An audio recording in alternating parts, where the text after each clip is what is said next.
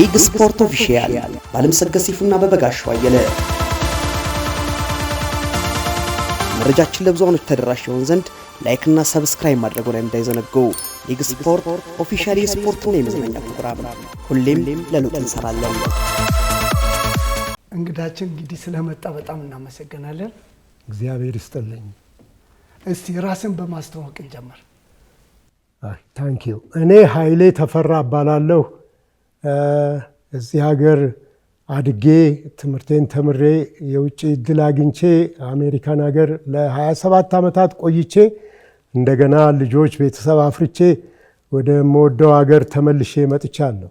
የመጣሁበት ዋና ምክንያት ራዕይ ሰንቄ ሰራለሁ ብዬ አስቤ ነው የመጣሁት። ምክንያቱም ልጆቼ ያደጉበት ኢንቫይሮንመንት እጅግ የሚማርክ ስለሆነ ያንን እድልና ያንን የልጆች የሚያድጉበት ሁኔታዎች የተመቻቹትን በሀገሬ ባደግኩበት አካባቢ ለመስራት ነበር። ወደ ኢትዮጵያም ከተመለስኩ በኋላ በአዲስ አበባ ከተማ የምሰራውን ስራ ለመስራት ሰፊ መሬት ማግኘት ስላልቻልኩኝ ወደ ኦሮሚያ ኢንቨስትመንት ሄጄ ይሄንን ቦታ በዱከም አካባቢ ማግኘት ችያለሁ። መሬቱ 40,000 ካሬ ሜትር ነው። ከኪንደር ጋርደን እስከ 12ኛ ክፍል የቀለም ትምህርት እናስተምራለን። የኛ ግን ጎላችን የቀለም ትምህርት ማስተማር ሳይሆን ልጆች ሊያድጉበት የሚችሉበት ሁለገብ የሆነ እንደገና ደግሞ ሁለንተናቸውን የሚሰራ ማዕከል መስራት ስለነበር ይሄ ትልቅ ነው የሚባል ቦታ እንደማይበቃን እያወቀን ስራውን ጀምረናል እና አሁን ትምህርት ቤቱ በስራ ላይ ነው ያለው። 2000 ተማሪዎች አሉት።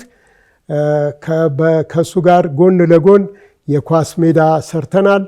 በኳስ ሜዳችን ውስጥም ለተማሪዎቹ እንደገና ደግሞ ለትምህርት ቤቱና ለአካባቢዎቹ በስፖርት የሚሰለጥኑበት ማዕከል ለመስራት ነው። በሀገራችን የኢትዮጵያ ስፖርት ላያድግበት የቻለበት ዋና ምክንያት በየትምህርት ቤቱ ውስጥ አካዳሚዎች የሚሰለጥኑበት አትሌቲክስ፣ ሶከር፣ ሌሎችንም የሚሰለጥኑበት ማዕከል ባለመኖሩ የተነሳ እጅግ ውጤተኛ አልሆንም። ግን እንደ ድል ሆኖ በሩጫ ትልቅ ጥረት ትልቅ ልፋት እየተደረገ በሩጫው ሰክሰስፉል ብንሆንም የሩጫ ቤተሰቦቹንም ለማነጋገር ሞክሬያለሁ። እድሉን አግኝቼ ወደ እኔ ጋር መጥተው የሚሮጡበት ትራክ እንደሌላቸው ትራክ ቢኖር የበለጠ መስራት እንደሚቻል ብለው አማክረውኛል። አሁን ይህንን እድል ካገኘሁ ለኢትዮጵያ ሕዝብ ለስፖርቱ ማህበር ለመናገር የምፈልገው አሁን በኢትዮጵያ ስፖርት መጸጸቻ ጊዜ መሆን የለበትም። እስከዛሬ ብዙም የኢትዮጵያ የሶከር የተጀመረው እኛ ሀገር ነው። የአፍሪካ ካፕ በነ ይድነቃቸው ተሰማ ጊዜ በነ መንግስቱ ወርቁ ጊዜ በኢትዮጵያ ነች የመጀመሪያው መስራቹ። አሁን የለንም፣ እዛ ውድድር ውስጥ ልንሆን አንችልም። እግዚአብሔር ከፈቀደ ደግሞ አሁን በሚቀጥለው ጊዜ የ2029 ነው 28 የአፍሪካ የዋንጫ ውድድር ኢትዮጵያ ይሆናል ተብሎ ይገመታል።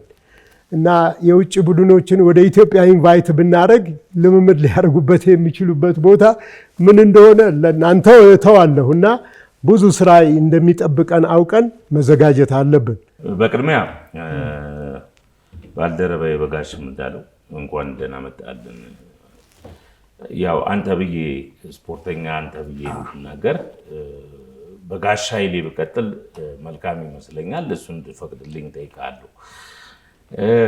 አሁን ስለ ራስ አስተዋውቅ። ማለት የተወለድከው አዲስ አበባ ነው። አዲስ አበባ ካዛንቺስ አካባቢ እንደሆነ ይታወቃል። በእግር ኳስ የነበረ ተሳትፎ በልጅነት ከሱ እንደ ውይይታችን ከሱ እንጀምርና ክፍል እየሰጠ ነው። አዎ እንቀጥላለን። ካዛንቺስ ነው የተወለድኩት። 33 ቀበሌ ውስጥ ነው ያደግኩት። የኛ ሰፈር የብዙ የኳስ ተጫዋቾች ማፍሪያ ሰፈር ነበረ። የካዛንቺስ ፍሬ፣ የኦሜድላ እንደገና ዳኘው የሚባሉ እኛው አካባቢ የነበሩ ልጆች ነበሩ የነበሩት እና እኔም በዛ ውስጥ ነው ትንሹ በዳኛውም ተጫውቻለሁ። ሲ ቡድን ካዛንቺስ ፍሬ ተጫውቻለሁ።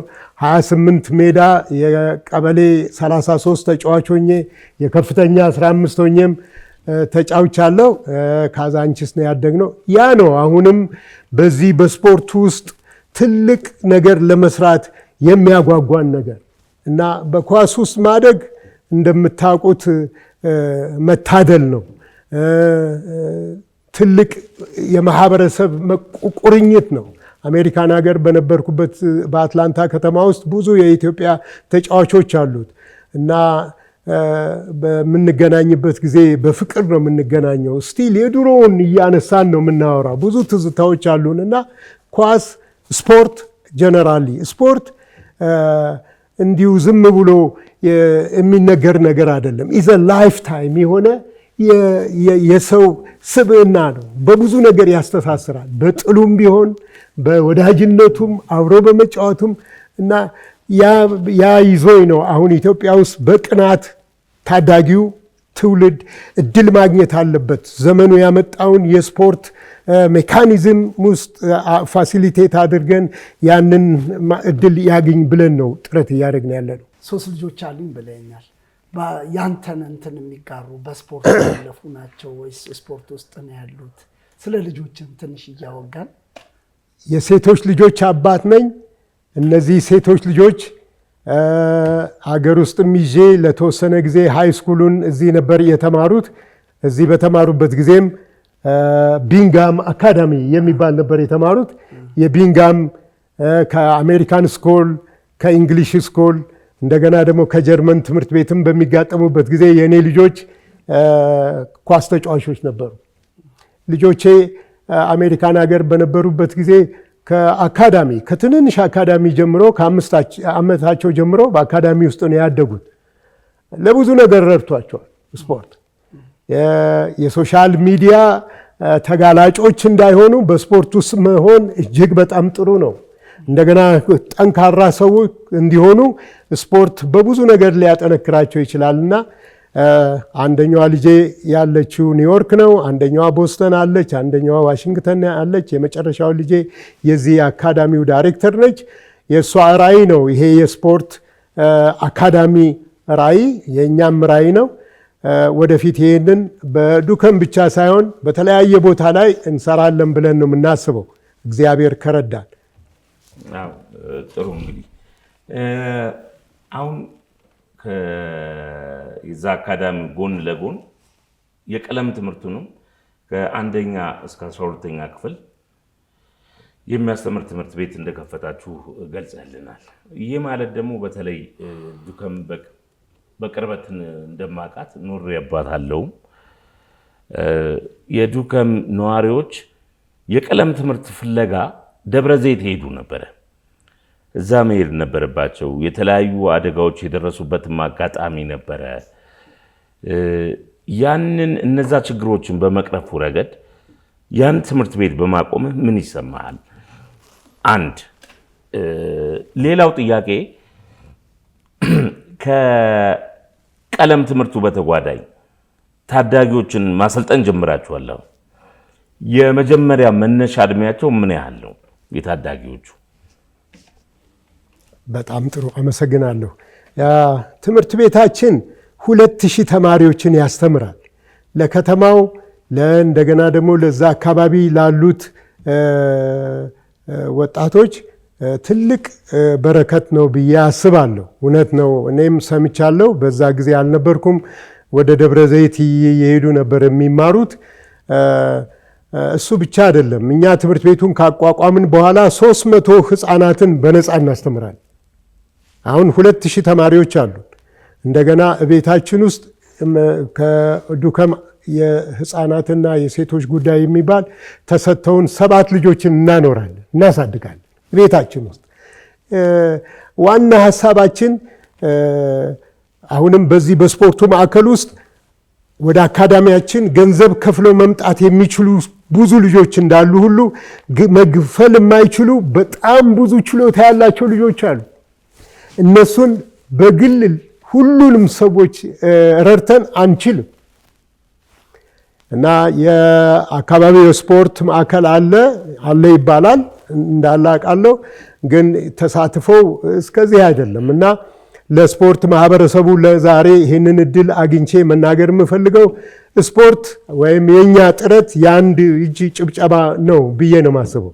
የብዙዎቻችሁን እገዛ ያስፈልጋል። አሁን እየሰራን ያለነው ጄኔሬሽን ነው፣ ትውልድን ነው የምንሰራው። ትውልድ በአንድ ግለሰብ ወይም በአንድ ባለሀብት ወይም በተወሰኑ ሰዎች የሚሰራ ነገር ሳይሆን ለረጅም ጊዜ በተለያዩ ክለቦች የተጫወቱ ተጫዋቾች አንዳንዴ ቮለንተር ሆነው ኢትዮጵያ ውስጥ ቮለንተር አይታወቅም። ቮለንተር ሆነው ቢረዱን፣ በአይዲያ ቢረዱን፣ እንደገና ሰዓታቸውን ሳክሪፋይስ ቢያደርጉ ሜዳውን እስካዘጋጀን ድረስ ሌሎች ደግሞ ኳስ ቢገዙ ለልጆቹ ማሊያ መግዣ የለም፣ ጫማ የላቸውም። አሁን ጭቃ ላይ አይደለም የሚጫወቱት። ይሄ የተሰራው የአርቲፊሻል ሳር ሪኳየር የሚያደርገው የራሱ የሆነ ጫማ አለ። ያንን ማድረግ አለባቸው እና ስንቶቹ ያሟላሉ? ያንን እንደው በሱ ዙሪያ ወደ በኋላም ላይ ምን እናደርጋለን? በባህር ማዶ የሚኖሩ ስፖርቱ አፍቃሪዎች፣ የተለያዩ እገዛ ማድረግ የሚፈልጉ ግለሰቦች አሉ። የእነሱን እገዛ እንጠይቃለን። እንደው አሁን ላይ ወደ ጥያቄው ስንመለስ አካዳሚ እዛ ትምህርት ቤቱ እየተማሩ የሚገኙት ማሰልጠኛው ላይ ማለት ነው፣ የእግር ኳስ ማሰልጠኛው ትምህርት ቤት ላይ እየተማሩ የሚገኙ ተማሪዎች መነሻ እድሜያቸው ምን ያህል ነው? ከ5 ዓመት ጀምሮ ነው ያለው። 5፣ 6፣ 7 1 ግሩፕ ናቸው። እንደገና ደግሞ 8፣ 9፣ 10 የዩ10 የሚባለው ከዛ ነው። ዩ15 የሚባሉት ደግሞ 14፣ 13 እንደ 12 እና 11ን ይዘዋል። ከዛ በኋላ ዩ19 የሚባሉት 16፣ 17 እና 18ን ይዘዋል። አሁን በአሁኑ ወቅት 129 ተማሪዎች በአካዳሚ ውስጥ ተመዝግበው በተለያዩ ኮች ቀጥረን እየሰለጠኑ ነው። አሁን ባለሙያዎችን ከ129 ምናምን ያህል ተማሪዎች አሉ። ለነሱ ባለሙያዎች ቀጥረናል።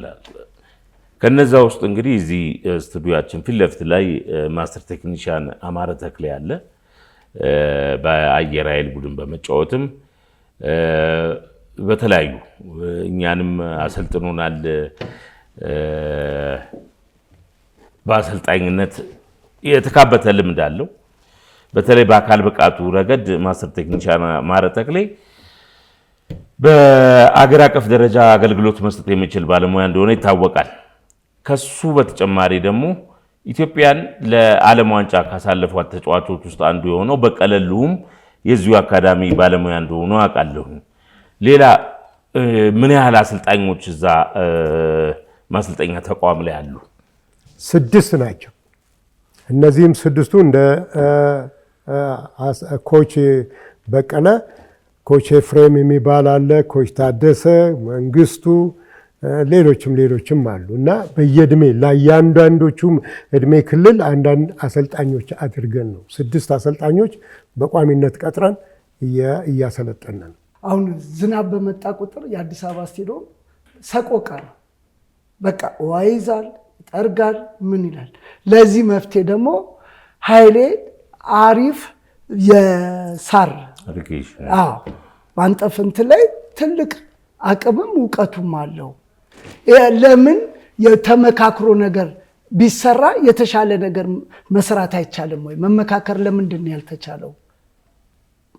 እንግዲህ ምንድነው ይሄ እንደዚህ ነው ብዬ መናገር መቼም ይከብደኛል።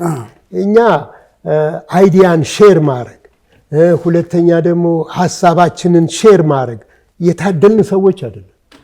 ሁሉም ደብቆ ነው የሚሰራው እና በእውነት ለመናገር አሁን ዶክተር አብይም ይሄ የመንግስታችንም የተለያዩ ኳስ ሜዳዎችን ይሰራሉ እና የሚሰሩት አንዱ ከአንዱ ጋር ምንድነው ያጋጠመ ችግር ምንድነው እንደዚህ የሆንክበት ብሎ አንዱ ከአንዱ ጋር አይዲያ ወስዶ የሱን ሻል አድርጎ ለመስራት ሐሳቡና ልምዱ የለም። እኔ የራሴን ልምድ ለመናገር ፈልጋለሁ። በእውነት ቻይና ሄድኩኝ ይሄንን እሰራለሁ ብዬ የኔም እንደዚሁ የሳር ሜዳ ነበረ ሜዳው ጭቃ የሆነ እንቸገር ነው። በበጋ ጊዜ ደግሞ አዋራው ኃይለኛ ነው እና እሱን ለማቆም ስንል ነው ቻይና ሄጄ ይሄ ሳር የሚሰራበት ቦታ ፎርሻን የምትባል ቦታ ነች እና ከጓንጁ የ2 ሰዓት መንገድ ነው። እዛ ሄጄ ሳር የሚሰራበትን እንደገና ደግሞ ሳሩ የሚሰራ የዲሞንስትሬሽን ቦታ አላቸው። ሳሩን ሰርተው ዝም ብለው ሳሩን አይሸጡም። እዚህ ጋር ይሄ ሳር በዚህ ተሰርቷል። ይሄ ሳር ሁሉንም ሄጄ ጎበኘው እና ከዛ በኋላ ደግሞ የሚሰሩበትን ሌየሮች አሉ። ዝም ብሎ ሳሩ እንደዚህ እንደ ብርድ ልብስ የሚለጠፍ ነገር አይደለም። የመጀመሪያ ግራቭሉ መኖር አለበት። ከዛ በኋላ ደግሞ የሚገባው አፈር አይነት፣ የሚገባው አሸዋ አይነት፣ ከዛ በኋላ ስሙዝ ሲሆን እነሱ እንዳውም ሲሚንቶ ላይም ያስገባሉ። ሲሚንቶ ከሆነ ከውስጡ የሚገባ ፓድ አለ እንደ አይ ዶንት ኖ ምንድነው ስፖንጅ አለ። ስፖንጁን አስገብተው በዛ ላይ ሳሩን ነው የሚያደርጉትና የተለያየ ብር ነው ያለው። አንደኛ ስኩዌር ሜትሩ ቀላል ነገር አይደለም። 4000 3000 ካሬ የሚይዝ ስኩዌር ሜትር ነው የምናለብሰው። እንደገና ደግሞ ሳሩን የምናገናኝበት ግሉ የተለያየ አይነት ግሉ አለና አሁን እኔ አየሁ የቱ ከየቱ ጋር እንደሆነ የቱን መስራት እንዳለብኝ። እነሱ በጣም ለመርዳት የሚተባበሩ ናቸው። ይሄን ለመስራት ቪዲዮውን ስጡኝ አልኩ። ቪዲዮውን ይዤ መጣሁ። ቪዲዮውን ለማንም ለማካፈል ፈቃደኛ ነኝ። ከዛ በኋላ እቃዎቹን ገዛውኝና እዚህ መጥቼ ልክ በአየሁት መሰረት በጣም ከባድ ስራ አይደለም፣ ብዙም እንትን የሚጠይቅ አይደለም። እነዛን ሌየሮቹን ቆፍረን ወደ ታች 60 ሳንቲም ቆፍረን እያንዳንዱ ሌየር በአሉን መሰረት ሞልተን አዘጋጀን። ከዛ መጠቅጠቁ ነበረ። እሱን ጠቅጥቀን ካዘጋጀን በኋላ የኛም ፓድ አለው። ይህንን ስፖንጁን አነጠፍን። ከዛ በፊት ግን ውሃ የሚሄድበትን ፐርፎሬትድ የሆነ ፓይፖች መቀበር አለባቸው። እነሱ ናቸው ውሃውን መጠው ከስር የሚወጣበትን ቦታ፣ አለበለዚያ ውሃው ይጠራቀማል። እና እነሱን የፐርፎሬትድ ፓይፖቹ ተቀብረው በየቦታቸው ላይ ሆኑ። የተወሰነ ዲግሪ ስላንት ሃፍ ዌይ ወደዚህ ሃፍ ዌይ ወደዚህ እንድናረግ ነግረውን ነበረ። ያንን አድርገን ሰርተናል። ይሄ የመጀመሪያ ሙከራችን ነው። እኛም አሁን ጥሩ ነው በጣም ፐርፌክት ነው ብለን የምንለው አይደለም። ወደፊት ፕሮፌሽናል የሆነ ሜዳ እንሰራለን። አሁን ምን እንደሆነ ታውቃለህ? መጪው ክረምት ነው። ልጆቻችን በየፕሮጀክት ሄደው ይሰለጥናሉ። አሁን ያሉት አርቲፊሻል ሜዳዎች ለህፃናት ጉልበት ተስማሚ ናቸው ወይ? የለብ ነገር አይሆንም ወይ? ልጆቹንስ ወደፊት የጉልበት ጉዳት የመግጠም ሁኔታ አይኖርም? በመጀመሪያ አሁን እየተሰሩ ያሉት እዚህ የራሴን ከፍ ለማድረግ አስቤ አይደለም። ደረጃውን የጠበቁ ናቸው ወይ የሚለው በጥያቄ እንተዋለን። ሌላውን ደግሞ የኔን ሜዳ መታችሁ እንድታዩና እዛ ሜዳ ላይ ያለውን ልዩነት እናንተ እንድታወዳድሩ። አሁን የኔ እንኳን ያለበት ደረጃ በጣም ዝቅተኛ ደረጃ ነው። አሁን እየተሰሩት በፕሮፌሽናል ደረጃ እየተሰሩ ያሉ ሜዳዎች እጅግ ሴፍ የሆኑ ለጉዳት የማያጋልጡ እንደገና የ10 ዓመት ዋራንቲ የሚሰጣቸው ናቸው። አሁን የኔ ሜዳ ሳሩ በፍጹም ለ10 ዓመት ፈርሜ ነው የመጣው። አይለቅም። እንደዚህ እንደዛ ከ14 years ሜዳው በኋላ ደግሞ እድሳት በየጊዜው ያስፈልገዋል። አሁንም ቢሆን እድሳቱ ምንድነው መሰላችሁ? የሚጋጠሙበት ቦታ ይሄ ግሉ ይለቃል። ግሎቹን እየሰበሰብን በየጊዜው ሪፔር ማድረግ አለብን። ሳሩ ግን እንደዚህ ተነጭቶ አሁን እዚህ ሳር ቤት ያለውን ሄጃ አይቻለሁ እና ግሪን መሆኑን ትቶ ብላክ ሆኗል። እና እንደዛ ለምንድን ነው የሳር ደረጃ ነው? ደረጃ በጣም አንደኛ እሱ የእግር ኳስም ለእግር ኳስ ሜዳዎች ተብሎ የሚሰራ ሳር አይደለም። እነሱ እንደዚሁ just like this የሚሸፈኑ ናቸው እንጂ የኳስ መጫወቻ ደረጃውን የጠበቀ አይደለም። እንደው ከዚህ ጋር ተያያዥነት ያለው ጥያቄ ላቅርብና ምን ያህል ጊዜ ሆኗል ይህንን የታዳጊ ፕሮጀክት ማሰልጠኛ ከከፈተ? 6 months 6 ወር ነው። 6 ወር ነው። እንደው በእነዚህ ጊዜው አጭር ቢሆንም በእነዚህ 6 ወራት ጊዜያቶች ውስጥ ተስፋ የሚጣልባቸው የአካባቢው ልጆች የማየት እድል አጋጥመዋል? የኔ ደሞዜ እሱ ነው። ታንክ ዩ ቬሪ ማች ይህን ጥያቄ ስለጠየቅ። አሁን ልጆቹን ሰብስቤ ከልጆቹ የሚገኘው ገንዘብ እኔን ሀብታም እንዲያደርገኝ አይደለም የምፈልገው። ያው ማስተር ለመናገር ሞክረዋል እና ዘንድሮ እየጣርኩ ነው። የኢትዮጵያ ስፖርት ፌዴሬሽን ሄጄ ጠይቄያለሁ። የአዲስ አበባውንም ጠይቄያለሁ። እኛ ተስፋ አለ፣ ኢትዮጵያ ተስፋ አለ። ይሄ ስራ ግን በደንብ ከተሰራ ወደ ግራስሩት ወርዶ ሁሉም ሰው ቢሰራ ከኔ ክለብ ውስጥ ዮሐንስ ሳህሌ መጥቶ አይቶ ነበረ፣ ጋብዤው ነበረ። እዚህ ቤት ውስጥ 3 ልጆች አሉ አለኝ።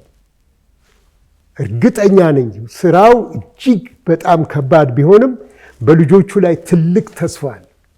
ኢትዮጵያ ትልቅ ተስፋ አለ። አሁን ሌላም ቦታ ሰራለሁ ብዬ የምነሳሳው እኮ የልጆቹን እድል አይቼ ነው። እና በእውነት እናንተንም እጋብዛለሁ። አንድ ቶርናመንት በሚያደርጉበት ጊዜ መታችሁ እንድታዩ የስፖርት ቤተሰቡንም እጋብዛለሁ።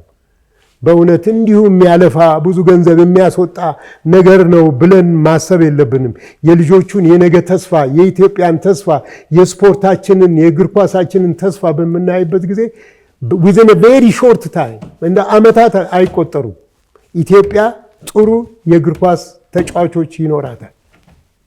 አሁን ለአካዳሚው ላይ የሚከፈለው ዋጋ ዛሬ የምትከፍለው ዋጋ ነገ ወላጆችም ቅር የማይሉበት ደረጃ ላይ ይደርሳል የሚል እምነት አለ። እውነት ነው። ለወላጆች ብቻ ሳይሆን አገርም ትለወጣል። አገር በእውነት ነው። አሁን እንደ አገርስ ይህንን ፕሮጀክት መጥተው ቅድም ዮሐንስ ሳህሌ ብለኛል። ሌሎችስ በእግር ኳሱ ዙሪያ ያሉ በአትሌቲክሱም በተለያየ የሙያ ዘርፍ ላይ የዱከምን ባለስልጣናትን ጨምሮ የመጎብኘት የማየት እድል ነበር?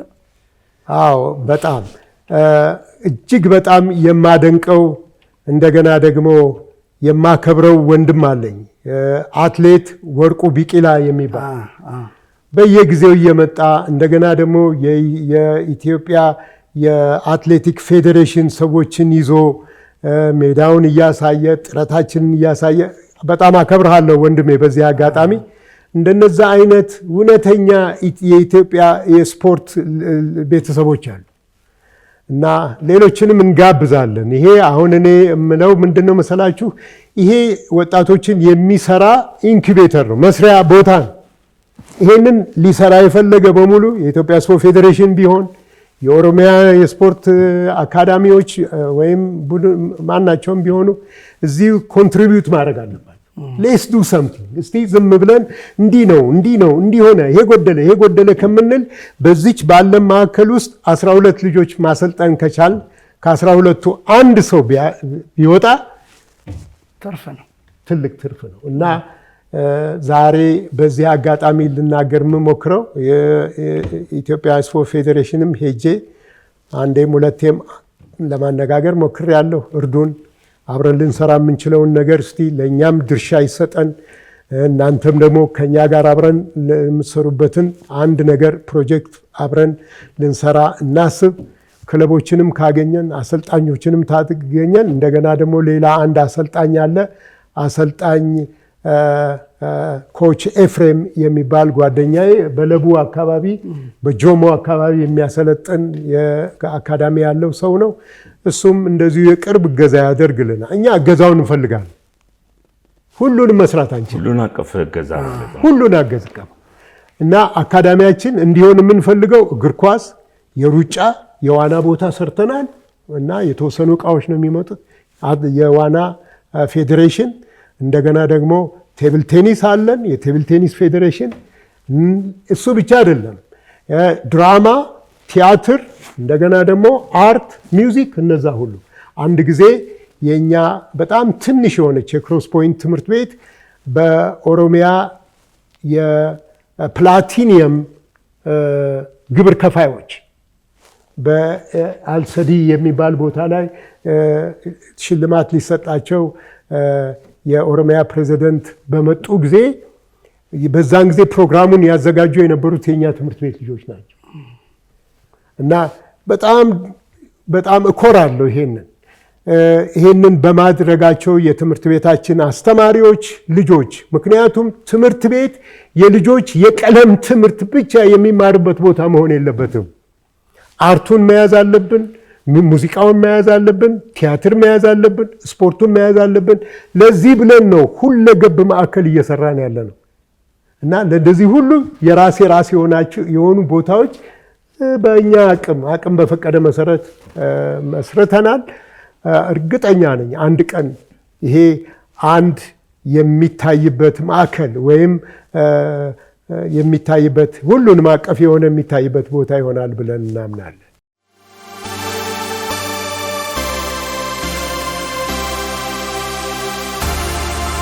ሊግ ስፖርት ኦፊሻል ባለምሰገድ ሲፉና በበጋሻው አየለ።